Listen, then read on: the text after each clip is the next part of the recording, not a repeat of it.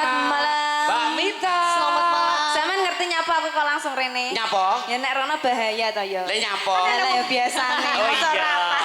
Rehan iki siji kok ndang rene lek nyedek wong ganteng mesti gampang. Gampang pipis. Berarti kayak Mbak Pipit. Rembah lurah ganteng iki lah ya. Sering dalu. Iya. Ya. Ya ta langsung disapa. Langsung disapa. Bu Lurah los. Bu Lurah sering dalu. Los. Mas, ini Iya. hanya bercandaan di panggung apa? Bu Lurah ngatas-ngatas, Bu. Nggih hati-hati MC-nya kali nggih Mas rapi Bos ya, niki Bu. nggih rada gragas. Loh, Maksudnya Sing maksud marahin gragas sih yo kae lho sing nomor loro kok. ora kene iki apik-apik kabeh kok. Ya terima kasih diucapkan selamat malam Bapak Kepala Desa Nggih. Sekecamatan Kademangan ingkang rawuh ing dalu menika ya. Mbah Bendosari, Mbah Jimbe, Mbah Plosorejo, Nggih. wis kabeh sak kecamatan rawuh. Sebabe apa? Guyub rukune antara Bapak Kepala Desa. Nggih wonten wingking nggih wonten. Iya. Kepala Desa Rejo Tangan sing Pak Dalang kae sapa? Iya ya mesti ora rawuh Pakai Rejo to. Iya. Pakai Satu Rejo. tebang, saus kunjuk dumateng Bapak Kepala Desa Sekecamatan Kademangan. Yo, Sekar Gadung Indonesia. Dados pamito.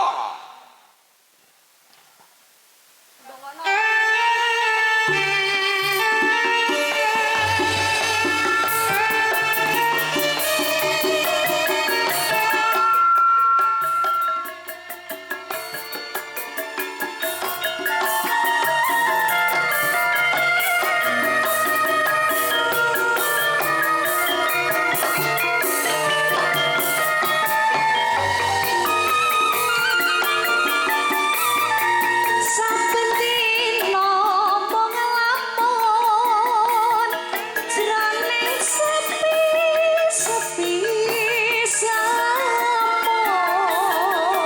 samun hamung tansah katulu wawayanganmu jo kang mas wong bagus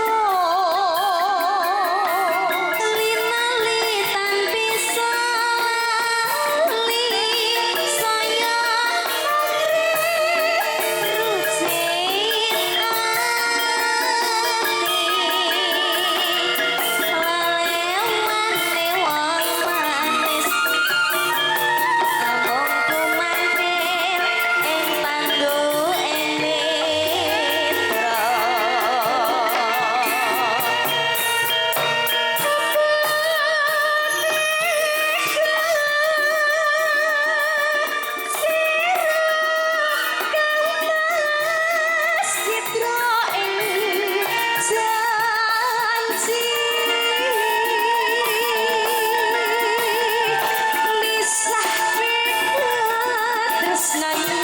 Sakti lamun mangkono piye katresnaku piye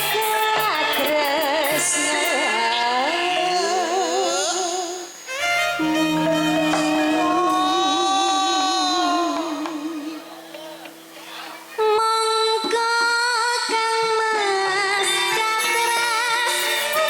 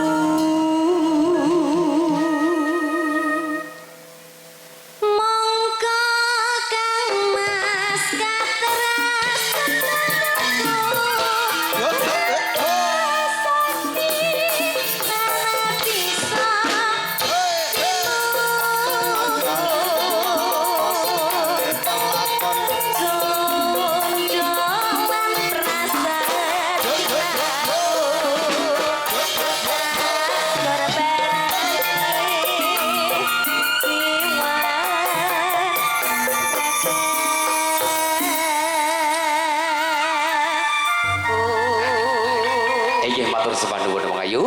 Satu tebang caos kunjuk dumateng